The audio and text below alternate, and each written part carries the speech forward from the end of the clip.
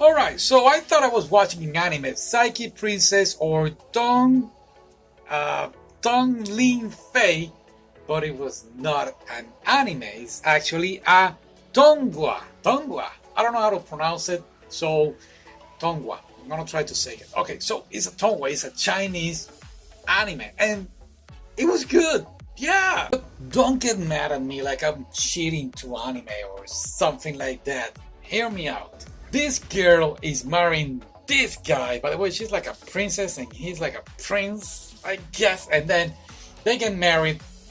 And from there, they're starting to develop this kind of like relationship. Like it's like a love story.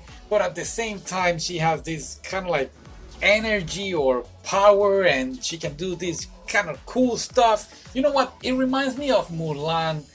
Like the Disney live action without the weird stuff that happened with that witch, and then the animated film also because she has like these little spirits that is going with her, so it reminds me of Mushu, and of course it's China. But it was good. It was actually good. The two of them are like trying to fall in love, but at the same time this weird stuff was going on around her, and of course she's married, but the guy has like these other girls that get jealous of the princess, and they're trying to like, oh, she's a witch, she has this weird power and we need to stop her and destroy her and punish her, and yeah.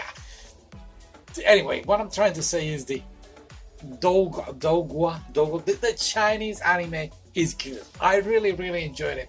When I was going to do the show, I realized like, oh my goodness, there is a live action. Okay, let's watch it. Like, oh my god, wait a minute, like 79th episode? What? Then it has a season 1 and a season 2, but hear me out. Season 1 is like 1 minute and 10 seconds long each episode, and then season 2 is like 2 minutes each episode, so it went fast.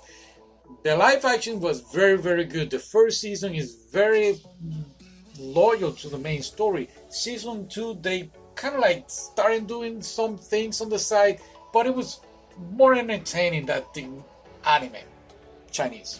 Now, of course, there is a Chinese manga, and I don't know the name.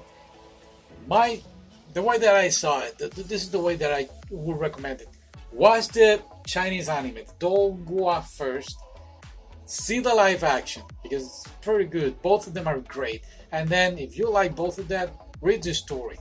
What I didn't like about the Chinese anime is that the villain, there's a villain here, and they present it almost at the end, but they kind of like didn't explain it. They left actually this Chinese anime hanging in there, like, oh, we're gonna give you a season 2, but it hasn't happened. It's been a couple of years now.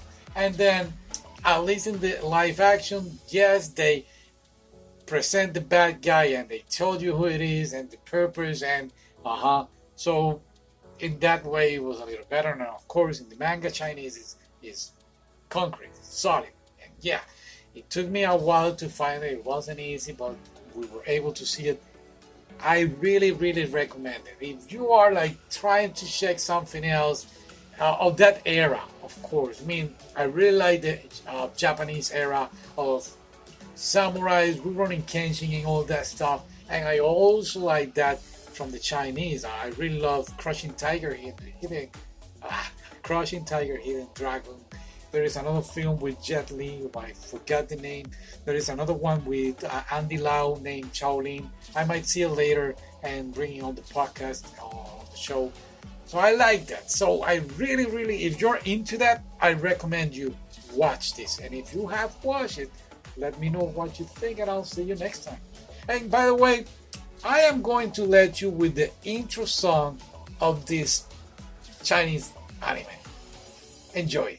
寻你也配踏秋叶无腐。山坡那边红花喜呀满天开，来个东边漂亮小妹家来哎嗨哟，一儿呀嘿，瞧见红花含苞呀嘿，水灵灵的小骨朵嘛等着过来采，月亮下山。